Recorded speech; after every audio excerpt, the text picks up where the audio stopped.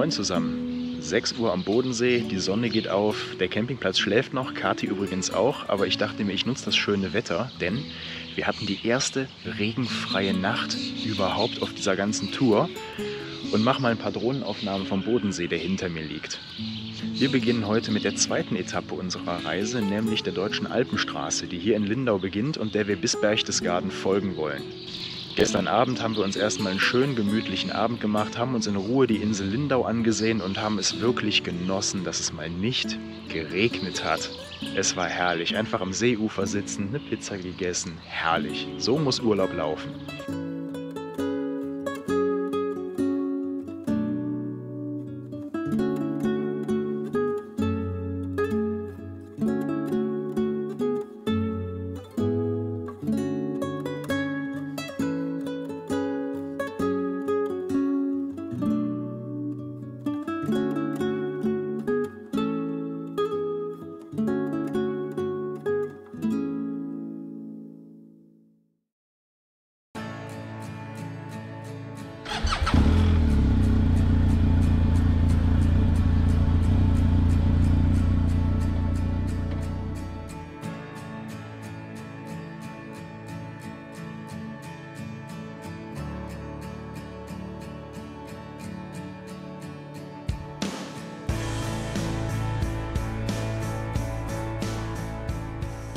Und dann geht's endlich los. Wir starten auf die Deutsche Alpenstraße. In den nächsten 6 Tagen nehmen wir die insgesamt 484 Kilometer lange Panoramastraße vom Bodensee bis ins Berchtesgadener Land in Angriff. Den Beginn machen heute Morgen der Rohrachanstieg und die Scheidegger Wasserfälle in direkter Nähe zum Bodensee. Nach nur wenigen Minuten sind wir vom Campingplatz aus bereits auf der B308, die bis hinter Sonthofen die Deutsche Alpenstraße bildet, und fahren die 9% Steigung des Rohrachanstiegs. Mit dem überwinden wir in mehreren Haarnadelkurven fast 400 Höhenmeter vom Bodenseebecken rüber ins Allgäu.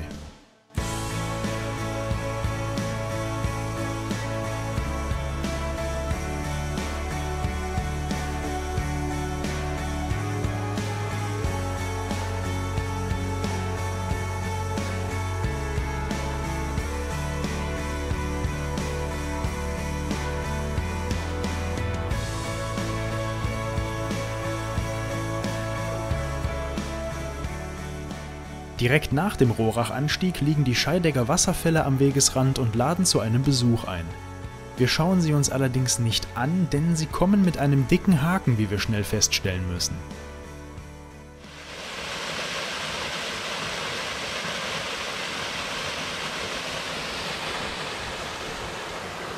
Das war natürlich noch keiner der eigentlichen Scheidegger Wasserfälle, die kommen erst ja unten hinter der Kurve, aber trotzdem. 10 € für Wasserfälle, weil dann Kräutergarten gebaut wurde und weil man da auf Toilette gehen kann. Ich glaube, das hätte man sich beides sparen können und die Natur einfach für jeden zugänglich halten können. Schade, wirklich schade. Vielleicht bin ich hier aber auch zu sehr von Schweden verwöhnt, wo sämtliche Natur frei zugänglich ist. Zwar gibt es auch dort bei Sehenswürdigkeiten eine gewisse Infrastruktur wie einen Kiosk oder eine Pommesbude, aber Eintritt, den nimmt man da nirgends. Ich will den Leuten in Scheidegg aber auch nichts Böses, also bitte nicht falsch verstehen. Kurz darauf hat man bei Weiler-Simmerberg zum ersten Mal einen freien Blick auf die Alpen. Und zwischen den Bergen mogeln wir uns jetzt zum großen Alpsee durch. Immer wieder hat man jetzt wunderbare Ausblicke auf die Allgäuer und die Vorarlberger Berge, bei gutem Wetter wie heute kann man sogar bis zum Schweizer Sentis-Massiv sehen.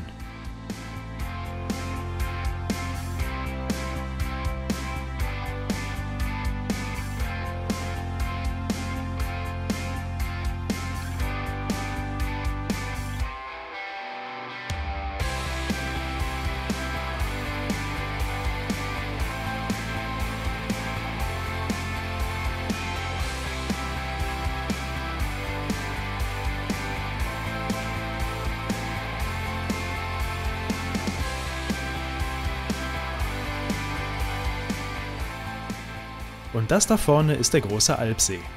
Mit 250 Hektar Fläche hat er sich den Beinamen redlich verdient, für die Menschen der Umgebung Naherholung und Freibad in einem. Und jetzt gehen wir schwimmen.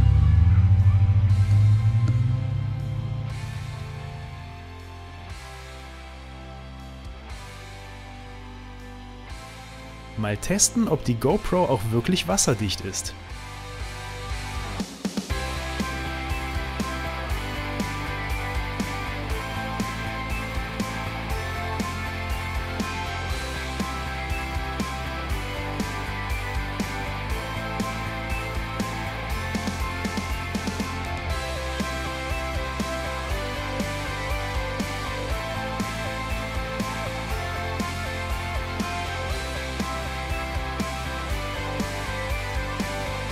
Und sogar unsere Frostbeule traut sich hinein.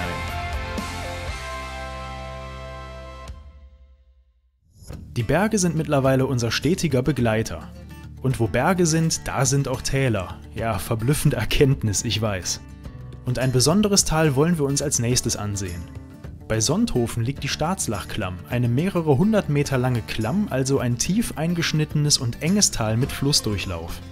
Entlang des Wassers und einiger Kuhweiden spazieren wir etwas in Richtung der Klamm. Unterwegs sammle ich noch ein paar Andenken. Hallo Jörg, wenn du das siehst, dieser Stein ist nur für dich. Ein guter Freund von mir ist Geologe, entsprechend liegen die Souvenirs hier sprichwörtlich am Wegesrand. Am Eingang der Klamm befindet sich ein 12 Meter hoher Wasserfall. Merkt euch den bitte, der wird noch interessant. Denn wir entscheiden uns spontan nicht in die Klamm hineinzugehen. Zumindest noch nicht. Ja, eigentlich wollten wir jetzt hier durch die Staatslachklamm wandern, aber es hat sich da eine Kleinigkeit ergeben. Was das ist, verraten wir euch aber noch nicht. Das machen wir dann morgen. Ja. Lasst euch überraschen. Freue mich. Erstmal fahren wir jetzt kurzfristig raus aus den Alpen und rüber nach Eitrang. Dort sind wir nämlich abends zum Grillen eingeladen. Meine Eltern verbringen dort ihren Sommerurlaub und da bietet es sich natürlich an, uns für eine Nacht auf demselben Campingplatz einzuquartieren.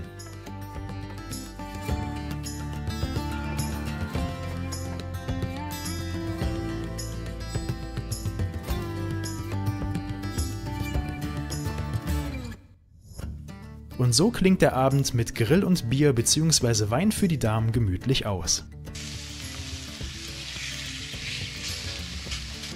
Immer begleitet vom Gesang der Einheimischen.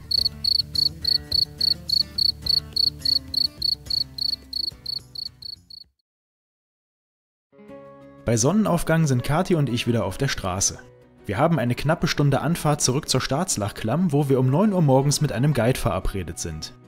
Wer von euch kann anhand der Hinweise denn bereits erraten, was wir heute machen? Hier noch ein kleiner Hinweis. Wir haben von unserem Guide einen Neoprenanzug erhalten und stiefeln damit zurück zur Klamm.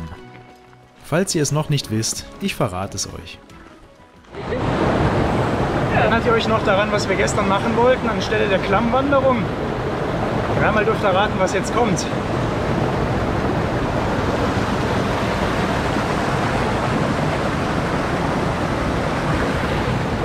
Katja hat sich Canyoning gewünscht und das kriegt sie jetzt auch. Das wird noch sehr, sehr interessant. Also ja. Wir haben uns schon ein bisschen vorgewarnt, was es alles so gibt. Ja, da bin ich mal gespannt. Feuer frei. Aber was ist Canyoning? Ja, genau das habe ich mich damals auch gefragt. Per Definition ist es das Begehen einer Schlucht von oben nach unten, das ist wichtig, nicht von unten nach oben, immer von oben nach unten mittels Abseilen, Klettern, Schwimmen oder sogar Tauchen. Und Springen. Einen ersten Geschmack bekommen wir direkt am Anfang der Klamm von einer anderen Gruppe. Denn während man bis ans andere Ende der Klamm wandert, sieht man bereits diverse andere Gruppen unten im Wasser und kann sich ausmalen, was einen wenig später selbst erwarten wird. Das Ganze geht ganz entspannt mit einem netten Spaziergang durchs Wasser los. Nichts Wildes. Aber bereits hier muss man aufpassen, wo man hintritt, die Strömung ist stärker als gedacht und die Steine sind erwartungsgemäß rutschig. Das Wasser wird aber schon bald tiefer und besonders die kleinen Leute unter uns müssen sich etwas mehr anstrengen. Sehr zur Belustigung der Wanderer, die einem vom Weg oben aus neugierig zusehen. Und schließlich sind die Tümpel so groß und tief, dass wir bequem ein Bad darin nehmen können.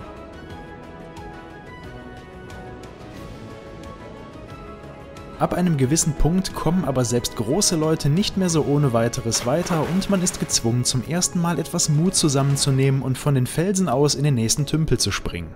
Badetag verpasst? Kein Problem. Spätestens ab dieser Stelle erklären euch die Wanderer oben am Geländer für vollkommen verrückt. Sobald man sich aber das erste Mal überwunden hat, macht es richtig Spaß.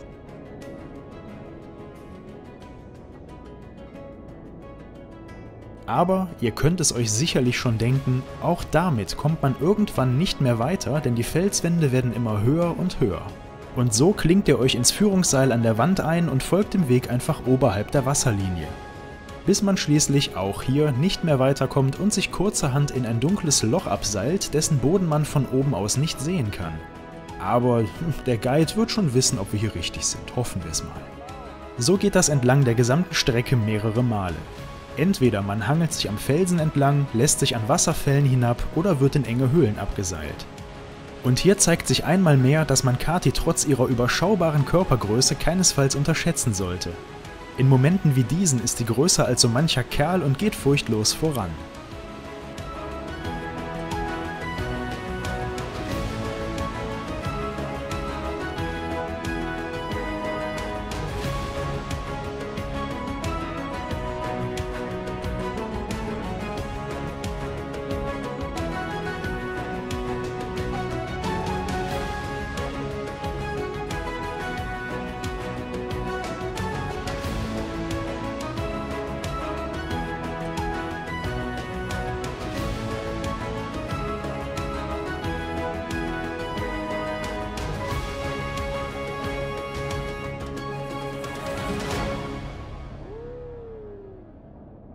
Gegen Ende der knapp 500 Meter langen Tour wird es nochmal etwas ruhiger.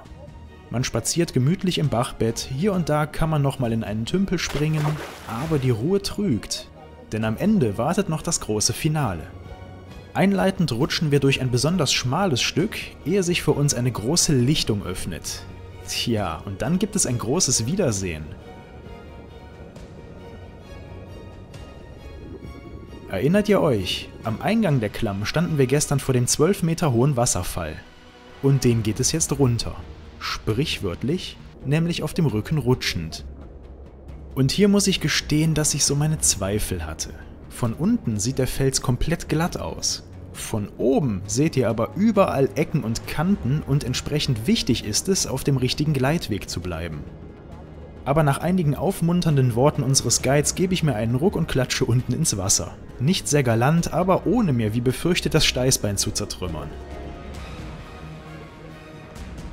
Kathi ist da das komplette Gegenteil, die geht da vollkommen schmerzfrei runter, als wäre es nichts.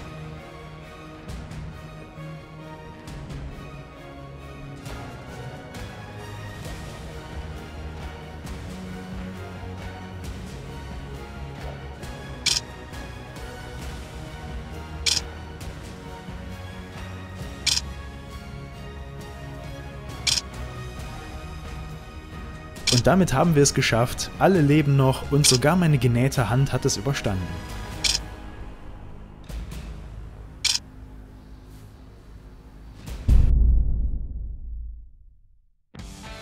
Nicht weit hinter der Staatslachklamm führt die Alpenstraße dann bei Bad Hindelang über den Oberjochpass.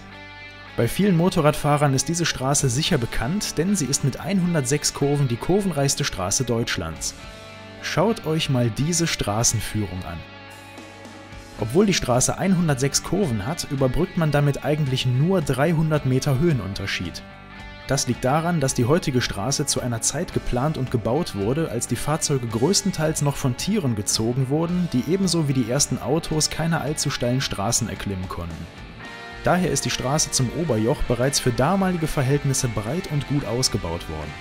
Die B308, auf der wir seit dem Bodensee unterwegs sind, ist an dieser Stelle die zweithöchstgelegene Bundesstraße Deutschlands direkt nach dem Feldbergpass, den wir bereits im Schwarzwald gefahren sind. Ab dem Oberjochpass wird die B308 aber in Richtung Füssen zur B310. Ach so, entlang der gesamten Strecke könnt ihr auf eigenen Radwegen auch eure Oberschenkel quälen und ob ihr es glaubt oder nicht, das machen hier auch nicht gerade wenige.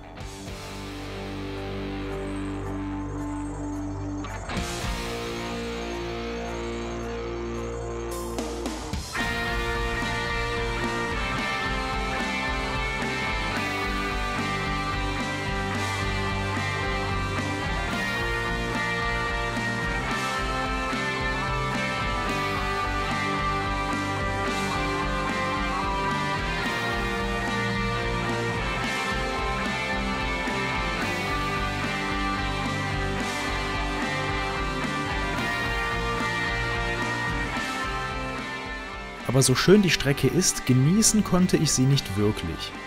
Ich bin die Strecke an diesem Tag 3-mal gefahren, um die besten Aufnahmen zu erhalten. Ich kann euch daher Aufnahmen zeigen, auf denen kaum etwas auf der Straße los ist. Oder ich zeige euch diese hier, auf denen salopp gesagt die Hölle los ist. Und dort ist definitiv die Hölle los. Direkt hinter Bad Hindelang seht ihr bereits, wie beliebt und stark frequentiert diese Straße ist. Es sind durchgehend 60 km/h erlaubt, aber wenn ihr überhaupt die Möglichkeit habt, mal so schnell zu fahren, könnt ihr euch glücklich schätzen. In der Regel ist man hier deutlich langsamer. Es ist so viel los, das geht einfach gar nicht. Motorräder, Autos, Fahrräder, Traktoren, alle auf einmal. Entweder man wird gedrängelt, weil sie hier stellenweise wirklich fahren wie die letzten Henker, oder man findet sich selbst in der Rolle des Dränglers, weil man eine Landmaschine oder ein Fahrrad vor sich hat. Kati attestierte der Straße hinterher nicht ohne Grund Nürburgring-Charakter. Entspanntes Fahren ist das hier definitiv nicht, und das, obwohl die Polizei hier wirklich sehr präsent ist. Die Krönung ist aber diese Person hier vor mir. Ich bin zwar erst 30, vom Fahrstil aber eher der gemütliche Typ und deutlich älter. Für solche Fahrer und riskantes Überholen in Kurven habe ich absolut kein Verständnis übrig, vor allem nicht, wenn sie dabei nicht nur ihr eigenes Leben riskieren, sondern auch noch jemanden hinten drauf haben, für den sie Verantwortung tragen. Wenn die Sozia das hier mal sehen sollte, überleg es dir nochmal, mit dieser Person auf Tour zu gehen. Dein Leben ist ihm oder ihr jedenfalls nichts wert. Würde Kati bei mir hinten drauf sitzen, ey, ich würde den Teufel tun und so aggressiv fahren. Und bevor jemand fragt, warum ich die Kennzeichen in meinen Videos eigentlich nicht unkenntlich mache, ganz einfach, weil ich es nicht muss. Und sind wir mal ehrlich, der Person auf diesem Motorrad ist ja anscheinend auch egal, dass alle anderen Verkehrsteilnehmer das Kennzeichen in Kombination mit diesem Fahrstil sehen können. Naja, das war dann auch der Aufreger der Woche, weiter geht's. Die Straße rauf nach Oberjoch ist nur knappe 6 Kilometer lang, ihr seid also trotz allem recht zügig, sprichwörtlich über den Berg.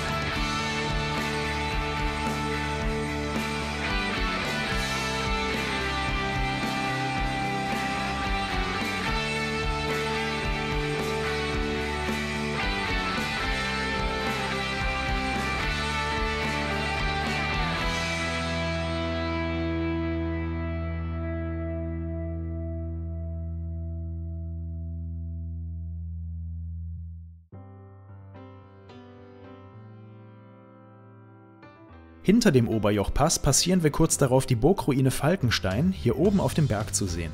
Sie ist die höchstgelegene Burganlage Deutschlands auf stolzen 1268 Metern, mit ein Grund dafür, warum wir nicht hinaufwandern. Stattdessen kann man ja mal die Drohne die schweißtreibende Arbeit verrichten lassen. Und der Überblick ist aus der Luftperspektive eh viel besser. Und wenn man weiß, wo man an dieser Stelle hingucken muss, dann sieht man bereits das wohl berühmteste Schloss Deutschlands, welches unser nächstes Ziel ist. Wer es nicht gefunden hat, hier in der Ecke.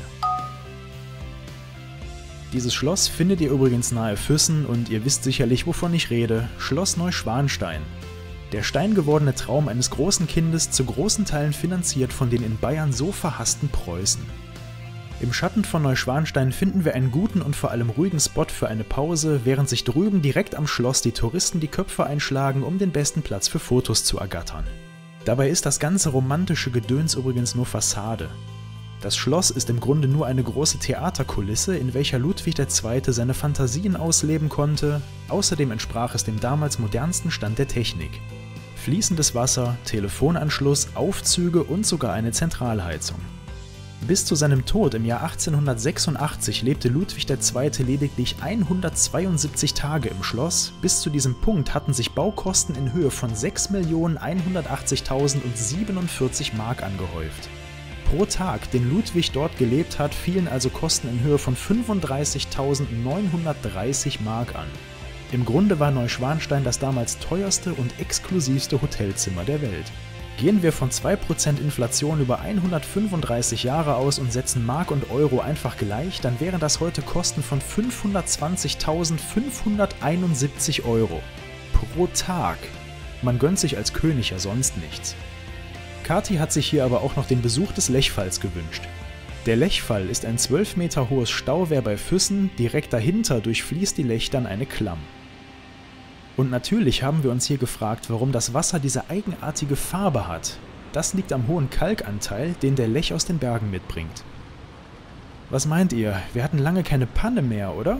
Keine Bange, hier kommt die nächste.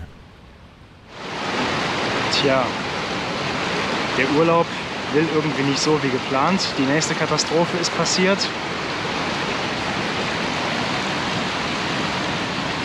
Der Träger meiner Brille hat sich verabschiedet, deswegen ich werde hier gleich in Füssen mal einen Optiker aufsuchen. Mal gucken, ob der ein passendes Schräubchen dabei hat. Es ist irgendwie... Brille geht kaputt, Hand ist verletzt, das Wetter spielt verrückt, brüllen heiß oder aber Platzregen. Irgendwie ist dieses Mal der Wurm drin. Naja, lassen wir uns davon nicht unterkriegen.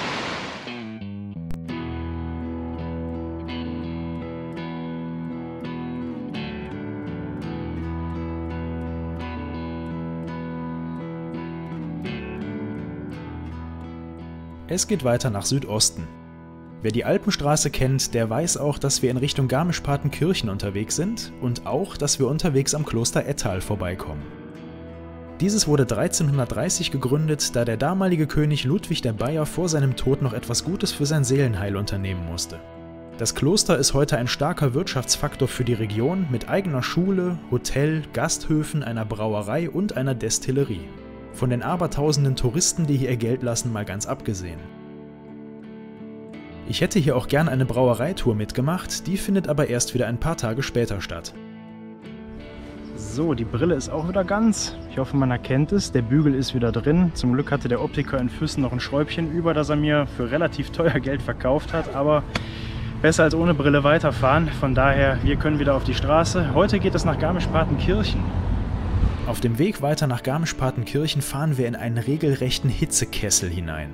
Es ist der heißeste Tag der gesamten Tour und obwohl man am Horizont bereits das Zugspitzmassiv mit dem höchsten Berg Deutschlands erkennen kann, dessen teils noch schneebedeckte Gipfel angenehme Kälte ausstrahlen, gehen wir hier unten in unseren Motorradkombis kaputt vor Wärme. Wegen der vielen Baustellen im Tal kommt auch keinerlei Fahrtwind auf. Vielleicht könnt ihr euch also denken, in welche Richtung oder eher in welche Höhenlage sich unsere Reise jetzt bewegen wird.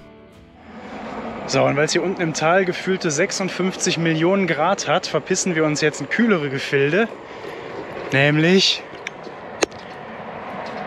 nach da oben. Für die Zugspitze hat es heute leider nicht mehr gereicht. Wir haben leider kein Ticket bekommen, da boxt oben der Papst. Aber wir sind einen Berg kleiner, wir fahren auf die Alpspitze, gucken, ob sie da für die Salber noch ein Ticket für uns haben. Da hat es angenehme 10 Grad. Kathi hat schon die Daunenjacke eingepackt. Ja. Bei mir fröstelt es dann. Ach, du armes Kind. Mal gucken, vielleicht kann man die letzten Meter ja zur Zugspitze mit der Drohne zurücklegen. Wir fahren allerdings nicht ganz bis auf die Alpspitze rauf, sondern nur auf den Osterfelder Kopf, einen Nebengipfel der Alpspitze. Denn dort fährt praktischerweise die Seilbahn hin. Damit sind wir immerhin schon auf 2057 Metern, der Gipfel der Alpspitze wäre sogar noch knappe 600 Meter höher. Die Zugspitze kommt dann noch höher, nämlich auf 2962 Meter. Scharfsinniges Kathi bemerkt sofort, dass ich mich in der Gondel mit all dem Geschaukel und der Leere unter uns nicht wirklich wohlfühle. Und wir schaukeln ganz ordentlich auf dem Weg nach oben, besonders wenn wir einen Stützpfeiler passieren, fühlt man sich wie auf der Schiffsschaukel auf dem Jahrmarkt. Fliegen mag ich übrigens auch nicht, aber hin und wieder sind solche Sachen halt notwendige Übel, um schnell von A nach B zu kommen. Immerhin besser als die 2000 Meter zu Fuß hochzujuckeln.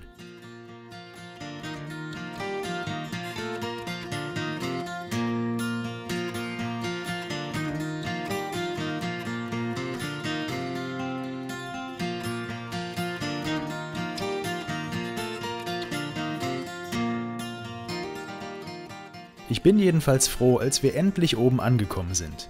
Die Aussicht war es auf jeden Fall wert. Aber das Abenteuer hört hier noch nicht auf. Denn mutige Menschen können hier auf dem Alpspix eine frei über dem Abgrund schwebende Plattform nutzen, von der man durch den Boden aus Gitterrost knapp 1 Kilometer tief in den Abgrund schauen kann.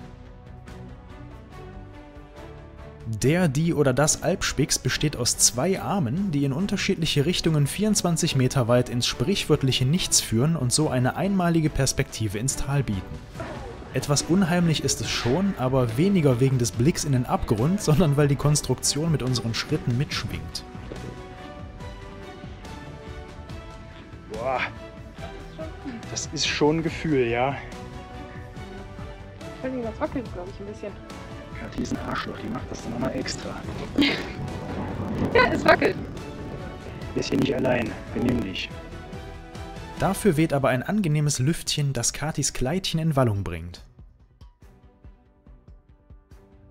Deswegen machen wir es uns auf einer Bank knapp oberhalb der Station gemütlich und genießen die Ruhe und die kühle Luft. Kathi musste sich natürlich wieder dicker anziehen.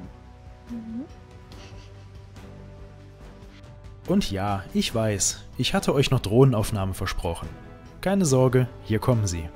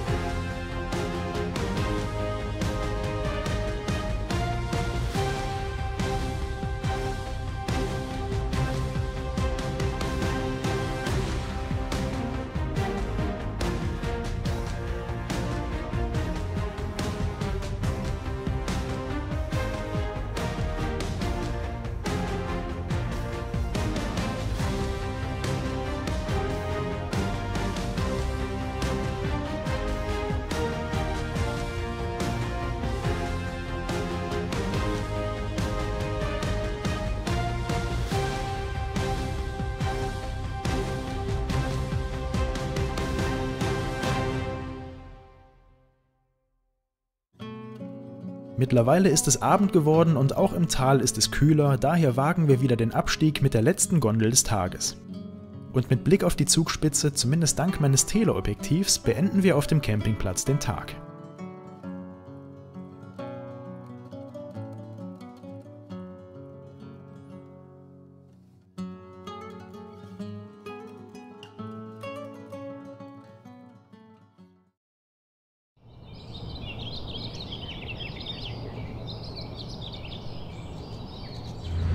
Kathi hat 12 Stunden geschlafen Fast. Ich glaube 10, aber und wird jetzt übermütig. wieso übermütig? Hab du mal deinen ersten Kaffee, der dann auch wirkt und dann wird alles gut. Das draußen schlafen hat echt gut getan. Ach ja, Kathi hat draußen geschlafen, bis um 2:45 das erste Gewitter hier durchzog.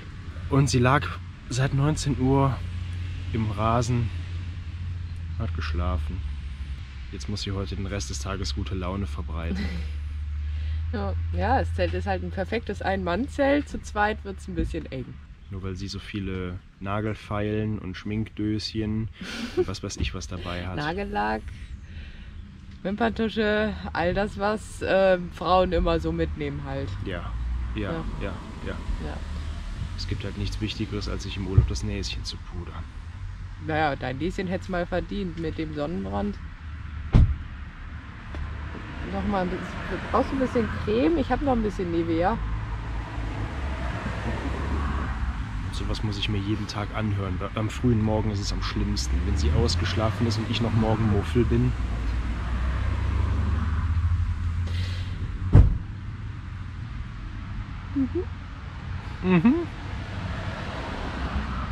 Ich schicke sie jetzt Brötchen holen. Im Schatten der Berge starten wir damit in den nächsten Tag. Wir fahren kurz in die eigentlich falsche Richtung, um noch einen letzten Blick auf die Zugspitze zu werfen. Die versteckt sich aber hinter tief hängenden Wolken, also drehe ich wieder um und fahre zurück. Und ich bin gerade ganz bewusst von wir zum Ich gewechselt. Denn Kathi war eben noch hinter mir, auf einmal ist die spurlos verschwunden.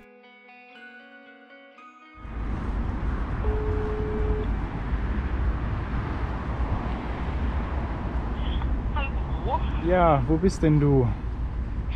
Campingplatz. Warum? Ich habe meine Flasche vergessen und nochmal auf Toilette. Ja, ich hatte gehofft, dass ich durchs frühzeitige Blinken dich irgendwie aufmerksam machen kann, aber...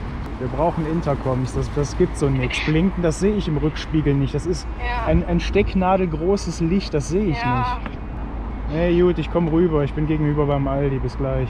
okay, bis gleich. Mit Kati wieder an Bord geht es in Richtung Karwendelgebirge. An Mittenwald vorbei fahren wir heute zuerst entlang des Walchensees und über die Kesselbergstraße rüber nach Bad Tölz. Durch das wunderbare Alpenvorland erreichen wir bald den kleinen Ort Wallgau mit seinen bemalten Häusern. Diese Art der Fassadenmalerei wird besonders in dieser Region als Lüftelmalerei bezeichnet. An Motiven findet man viele biblische Darstellungen, die jeweiligen Hauspatrone oder auch Jagdmotive. Auch Sprüche oder Sonnenuhren sind sehr beliebt.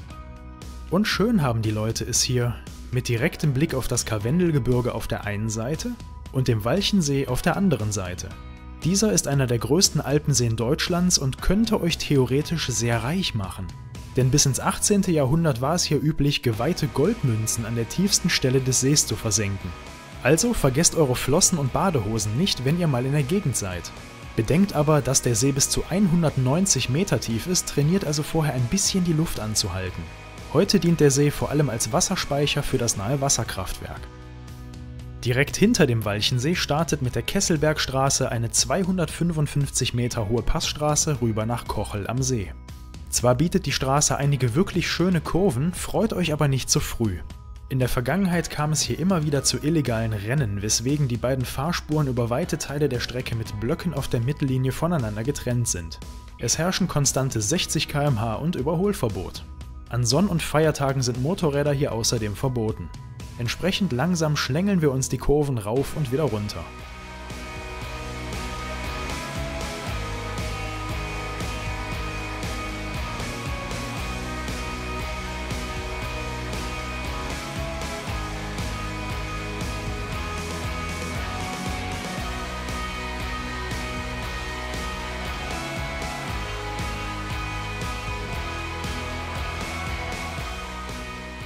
Eine gute halbe Stunde auf der Landstraße später rollen wir schließlich nach Bad Tölz rein.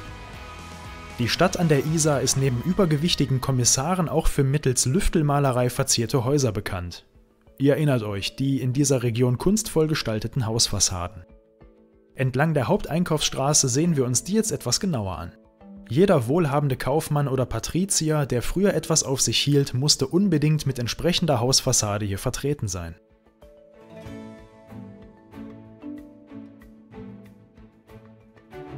Ach ja, und Kati sucht einen Hut.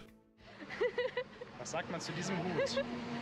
Ich finde, der hat was. Zum Pferderennen ja. Ich kriege passend.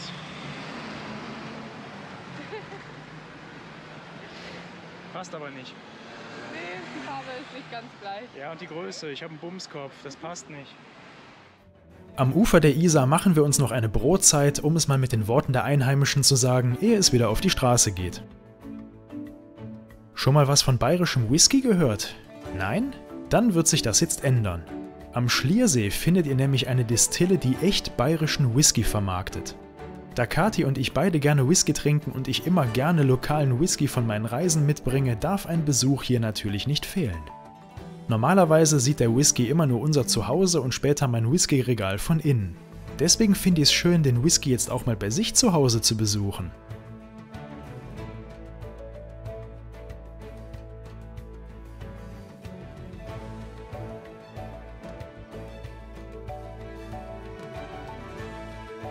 Und natürlich nehmen wir uns auch etwas zum Probieren mit. Aber dazu später mehr. Denn zuerst gibt es noch etwas Süßes. Meine Mutter hat mir den Namen eines Restaurants genannt, in dem man angeblich riesige Kuchenstücke für kleines Geld serviert. Kuchen? Kuchen! Wir sind unterwegs. Und tatsächlich finden wir etwas im Hinterland ein sehr gut besuchtes Restaurant. Zum Glück finden wir noch ein freies Plätzchen, denn hier tummeln sich vor allem Rentnergruppen auf Kaffeefahrt. Und tatsächlich setzt man uns auch ein paar Klopse vor. Aber leckere Klopse.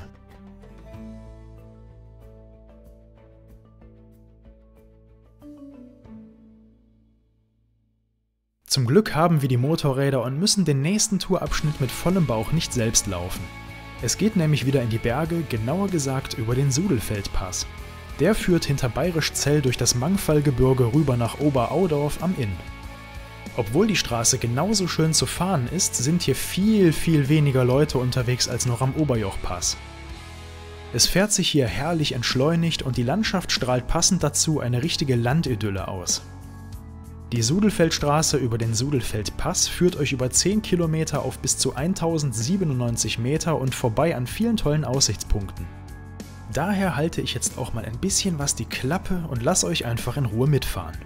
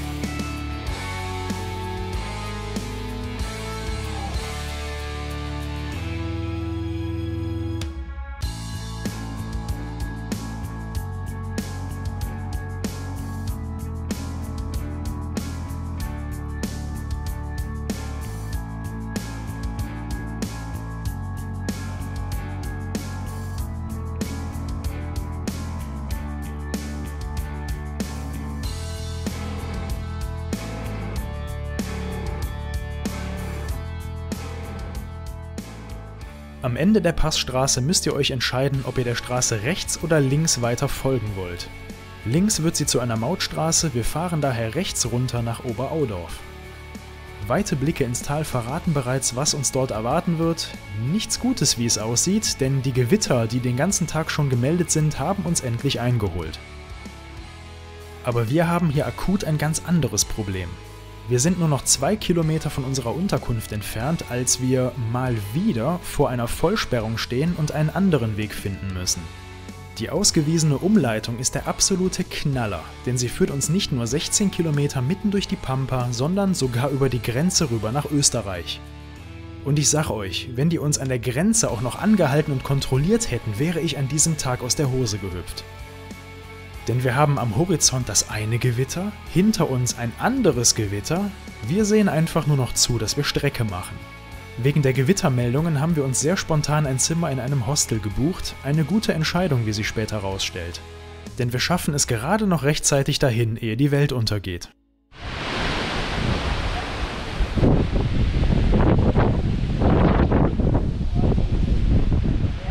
Vom Winde verweht.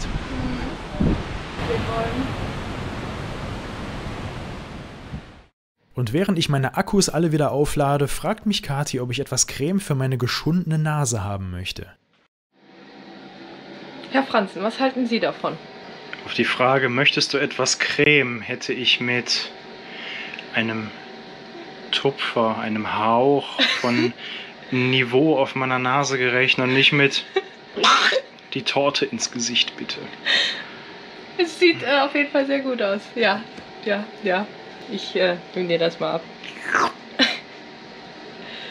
Jetzt sieht man wenigstens den Verkehrsunfall auf meiner Nase nicht mehr. War ein bisschen was warm. Wie cool, ich kann mich im Selfie-Display spiegeln, das ist ja gut. Als später im Ort die Sirenen anlaufen und die örtliche Feuerwehr zu vermutlich umgestürzten Bäumen rufen, machen wir es uns auf dem Balkon bequem. Es gilt ja schließlich noch, die Souvenirs aus der Destillerie zu verköstigen.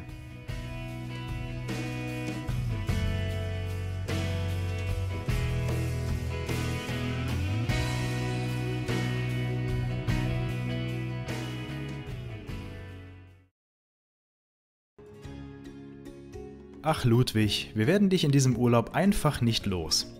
Moin moin ihr Landratten und Grüße vom Chiemsee. Wir sind auf großer Überfahrt rüber auf die größte Insel des Sees und zum gleichnamigen Schloss, welches für unseren alten Bekannten Ludwig II. Erbaut wurde, Herrenchiemsee. Diese bescheidene Behausung wurde einst als verkleinerte Kopie von Schloss Versailles in Auftrag gegeben, denn, und ich glaube, da sind wir uns alle einig, Schlösser und Burgen kann man schließlich nie genug haben. Auch wenn er, genau wie in Neuschwanstein, nur wenige Tage hier gelebt hat, denn das Schloss wurde bedingt durch den frühen Tod des Königs nie wirklich fertiggestellt. Aber auch wenn die Insel früher sicherlich um einiges natürlicher und weniger in rechteckige Formen geschnitten war, so hat Ludwig die Insel doch in gewisser Weise trotzdem gerettet. Denn nachdem das bis 1803 hier ansässige Kloster aufgegeben wurde, wollten ein paar pfiffige Kaufleute den Wald der Insel roden und das Holz verkaufen.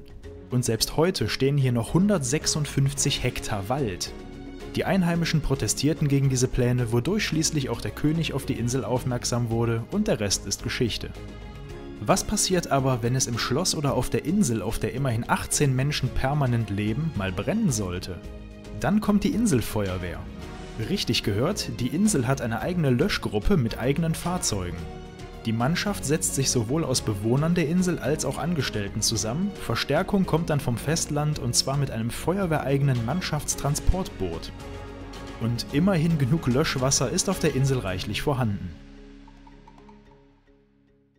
So, damit genug in rechte Winkel geschnittene Natur, es wird wieder Zeit für Rauswetter und Berge. Und von beidem bekommen wir jetzt mehr als genug. Denn kaum sind wir wieder zurück auf der Alpenstraße, da fängt es auch schon immer stärker an zu regnen. Der Ausblick am Horizont verheißt nichts Gutes. Wir machen uns daher erstmal regenfest. Für Kathi ändert sich dabei eigentlich nichts, denn sie hat zum Schutz vor dem Fahrtwind so gut wie immer die Regensachen an.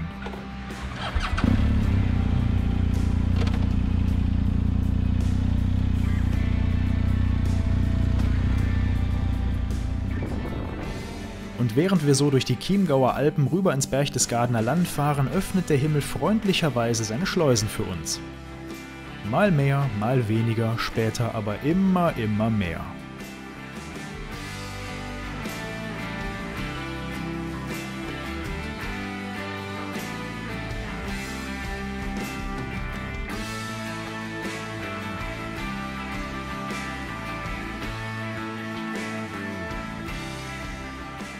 Aber das Highlight des Tages kommt erst noch. In bester Tradition unserer Reise kommen wir nämlich kurz vor Erreichen des Campingplatzes an eine Vollsperrung. Könnt ihr es euch schon denken? Ja genau, die Folge ist ein riesen Umweg über Bad Reichenhall, also genau dahin, wo es auch zufällig am stärksten regnet. Vielen lieben Dank.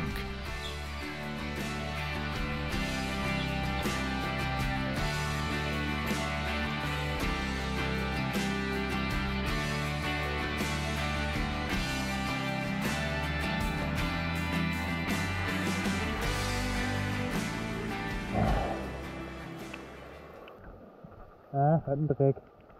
Nur jetzt natürlich im Regen das Zelt aufbauen ist. Ja, das soll ja laut Regenradar Forecast auch bald wieder aufhören. Ich frage mal dann, ob die einen Aufenthaltsraum haben. Ja. Und dann setzen wir uns da erstmal rein und wärmen uns was auf, weil ich habe nur noch ein T-Shirt hier drunter. Es ist für mich ja mittlerweile ein bisschen kalt bei 10 Grad. Boah, was für ein Wetter. Kalt ist es. Junge. Aber wie immer hatten wir wieder eine Baustelle, ne? Ja. Wie immer. Wir wären in 8 Kilometern da gewesen, jetzt muss man wieder 20 Kilometer Umweg fahren. Ja, da bin ich schon eigentlich fast dran gewöhnt. Ja. Ich frage mich auch, warum mich das überhaupt noch wundert. Oder warum es mich immer noch ärgert. Weil man kann doch eigentlich sagen, ja, es wird so sein. Ja, es kommt so, genau. Bereits nass bis auf den Lendenschurz bauen wir unsere Behausung auf. Meine Laune hat zu diesem Zeitpunkt ihren Tiefpunkt erreicht, und zwar den tiefsten Punkt der gesamten Tour. Zu allem Überfluss weicht die Nässe auch den Wunsch auf meiner genähten Hand wieder auf. Ich habe ernste Sorgen, dass sich die Wunde wieder öffnet. Vor allem, da es meine starke Hand betrifft und ich entsprechend viel damit arbeite. Nachdem das äußere Zelt steht, setzen wir uns erstmal unter ein Vordach des Sanitärhauses, legen uns so gut es geht trocken und essen etwas.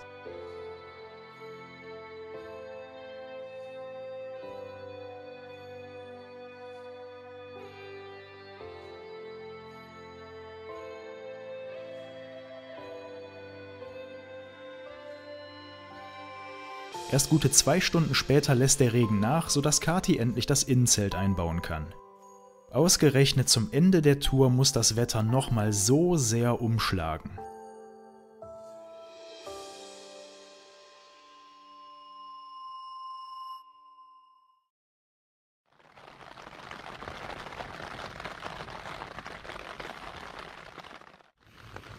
Schon wieder werde ich beim Essen gefilmt. Ja, wie immer. Oh Jön. Ja, ihr hört es im Hintergrund, wir haben jetzt ein kleines Problemchen. Letzter Tag, eigentlich Endspurt. Würdest du mal aufhören, alles nass zu machen? Eigentlich Endspurt. Ja, es pisst die ganze Nacht durch. Es ist kalt. Wir warten jetzt gerade noch eine trockene Passage ab, um das Zelt einigermaßen trocken reinzukriegen. Aber ich glaube, das können wir eh vergessen. Und dann heißt es Regenponcho an und zurück auf den Hobel. Premiere! Ja, das erste Mal in meinem Regenponcho. Denn die Überlegung war auch jetzt schon abzubrechen und wieder Richtung Festland zu fahren oder Richtung Tiefland. Wir sind hier ja irgendwo auf 1000 Metern oder so. Aber das geht nicht. Es stehen noch 3 Ziele an auf dem Plan. Mindestens 2 davon wollen wir gesehen haben, nämlich Königssee und Rossfeld-Panoramastraße. Kehlsteinhaus kann ich auch darauf verzichten, zur Not, wenn man eh nichts sieht. Naja, aber die müssen wir auf jeden Fall noch mitnehmen, so als Abschluss der Tour. So, dann klaue ich Kathi mal ihre Brezel und dann packen wir hier mal ein.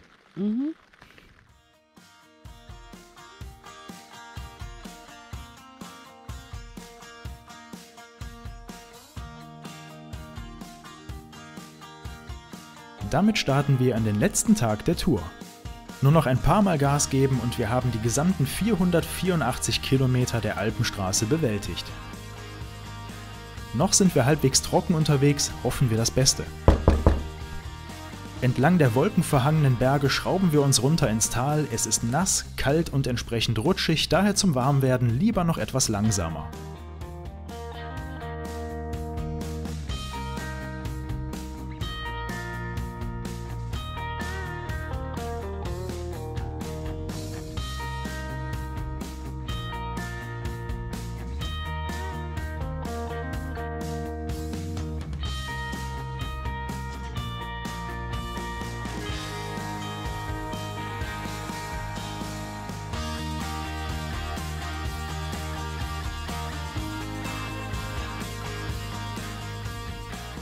Erstes Ziel des Tages ist der Königssee und hier bewahrheitet sich einmal mehr der Spruch, es gibt nichts, was es nicht gibt. Wir haben ja bei den Scheidegger Wasserfällen bereits bemerkt, dass man hier in Bayern öfter mal geschröpft wird. Und dass am Königssee auch alles etwas teurer ist, hey, keine Frage, das weiß wohl quer durch die Republik wirklich jeder. Aber trotzdem erreicht das Abkassieren hier eine ganz neue Dimension. Also das habe ich ja auch noch nie gesehen. Ein Ticketautomat nur für Motorräder. Aber diesmal haben wir Glück. Die netten Biker neben uns haben die Parkdauer ihrer Parkscheine noch nicht ausgereizt und geben sie an uns weiter. Okay, danke. Lange gültig. Cool, danke. Ist ja süß mit den Parkbuchten hier, aber allein schon mein Motor ist so breit wie die Parkbucht. Super nett, danke. Ja, kein Problem. Warte, den Abschnitt brauchst du auch nicht. Oh, okay. Ja, sind wir noch kurz da. Vielen Dank. Also wir stellen fest, diese Parkbuchten sind nicht Reise-Enduro geeignet. Nee. Ist was knapp, ne? Gut, ich muss mich gerade hinstellen und dann wird es ja zu reichen. Ja, bei dir passt's. Aber wie gesagt, mit den Sturzbügeln, das ist schon alles ausgefüllt. An dieser Stelle mal eine Frage an die Pappnasen, die auf die grandiose Idee der Parkscheine für Motorräder gekommen sind. Wo zum Geier sollen wir die bitte anbringen? Mit dem Scheibenwischer an die Frontscheibe pinnen? Aufs Armaturenbrett legen? Im Seitenfenster einklemmen? Merkt ihr selbst, oder?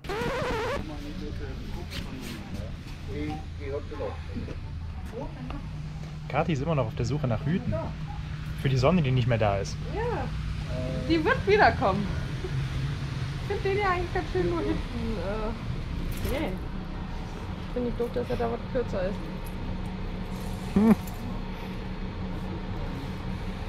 Ja, hat was. Aber in meinen Koffer kommt der nicht. Den trägst du schön selbst. Blick zum Kehlsteinhaus. Kathi sieht's nicht. Ja, wie wär's denn mit dem Haus da oben auf dem Berg? Da ganz oben, auf dem allerletzten Berg. Ah, also doch da. Ja, Okay. natürlich. Das ist auf 1800 Meter. Das ist bestimmt nicht da vorne auf dem kleinen Hügel. Doofnuss. Versuch du mal 1000 Meter in die Höhe zu schätzen. Tja, Kathi, was soll ich sagen? Genau das habe ich gemacht. Später bin ich von der Rossfeld-Panoramastraße aus nämlich mit der Drohne in Richtung des von dort knapp 2 Kilometer entfernten Kehlsteinhauses gestartet. Genauso besonders wie seine Lage ist die Geschichte des Hauses.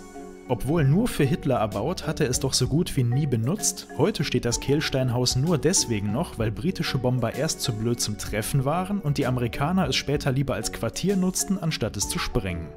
Ganz dorthin geschafft habe ich es an dem Tag aber nicht. Gegenwind und so.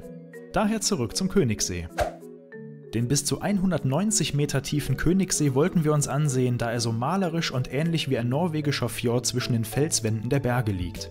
Wenn man auf die Farbe des Wassers achtet, wird schnell klar, warum er außerdem als einer der saubersten Seen Deutschlands gilt. Und wir haben Glück, wegen des schlechten Wetters ist hier kaum etwas los. Das hier ist übrigens Donald, der zutrauliche Erpel. Der saß die ganze Zeit an dieser Stelle und fand es ganz interessant, die Touristen zu beobachten. Tja, der Königssee. Ich wäre mit Kathi gern drüber gefahren, aber 50 € insgesamt? Leute, wisst ihr, wie viel Döner das sind?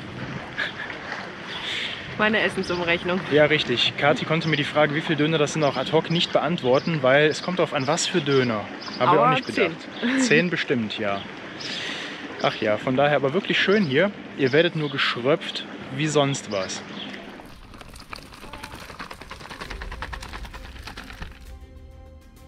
Und damit kommen wir zum großen Finale unserer Tour, dem letzten Streckenabschnitt, dem letzten Zielpunkt im Navi, der Rossfeld-Panoramastraße. Eine 16 Kilometer lange Ringstraße, ihr könnt euch also aussuchen, von welcher Seite ihr sie hochfahrt, wir nehmen die Südauffahrt. Die Straße wurde 1938 ganz bewusst mit der Intention gebaut, auch als großer Abschluss der Deutschen Alpenstraße zu dienen. Aber erst 1955 wurde sie fertiggestellt, da man in Deutschland ab 1939 irgendwie nur noch Mist im Kopf hatte. Die Rossfeld-Panoramastraße ist als B 999 eine sogenannte Privatstraße des Bundes. Und daher wird hier auch eine Maut fällig. Ohne Zettelchen lassen sie euch nicht durch die Schranke. 16 Kilometer von Schranke zu Schranke, dazwischen bis zu 13% Steigung und maximal 1570 Höhenmeter. Damit ist die Rossfeld-Panoramastraße die höchstgelegene durchgehende Straße Deutschlands. Wir haben Glück, der Regen hat aufgehört, hier und da brechen die Wolken auf und erlauben uns weite Blicke ins Tal.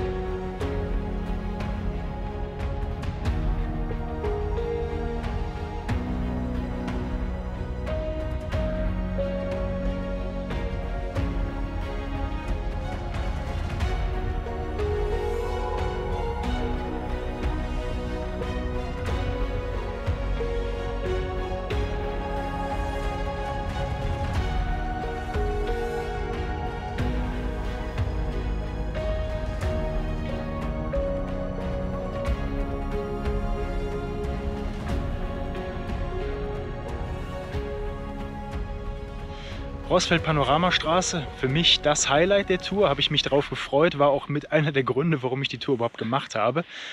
Und Ende der Tour tatsächlich. Wir haben das Ende der Alpenstraße erreicht mit der B999. 5 € Maut.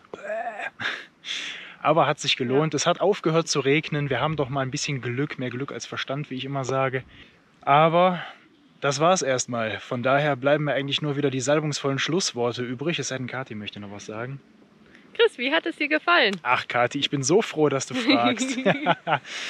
Ja, es war ein Urlaub der Extreme. Sowas habe ich auch noch nicht erlebt. Handverletzung, Bullenhitze und Platzregen im Wechsel. Jetzt Temperatursturz um 20 Grad auf nur noch 10 Grad. Wahnsinn, also sowas habe ich auch noch nicht erlebt. Und das in Deutschland, wo man eigentlich sagen könnte, wir haben jetzt Hochsommer. Ja. Bullenhitze den ganzen Tag, aber gut. Nein, mir hat es sehr, sehr gut gefallen. Auch mal eine andere Ecke Deutschlands gesehen. Ich war hier zwar als kleiner Stöpsel schon mal, aber da erinnert man sich natürlich nicht mehr großartig dran. Und dir? Ich würde es, glaube ich, kurz halten und sage eigentlich relativ abschließend, es wäre sehr abenteuerlustig. Wir haben wirklich einiges erlebt. War auch anstrengend, aber hatte auch hier und da wirklich sehr wunderbare Aussichten. Tja, ansonsten war es das für heute. Ich sage wieder vielen Dank fürs Mitfahren und natürlich für Kathi. Lasst einen Daumen oder ein Abo da oder schreibt ihr in die Kommentare, wie schön ihr es fandet. Abonnieren. Ja. Ne? Ich kann jetzt Kathi immer für die Werbung missbrauchen. Ja. Das ist schön. Wie gesagt, wäre schön, wenn ihr ein Feedback da lasst. Ansonsten bis zum nächsten Mal. Wir haben auch schon die nächste Reise geplant. Kathi möchte unbedingt mal nach Schweden und das ist ja so ein bisschen mein Steckenpferd. Ja. Haben sich auch viele in den Kommentaren gewünscht. Von daher, Wünsche können in Erfüllung gehen. Wir gucken mal. Nächste Tour kommt bestimmt. Ansonsten, bis dann. Bis dann.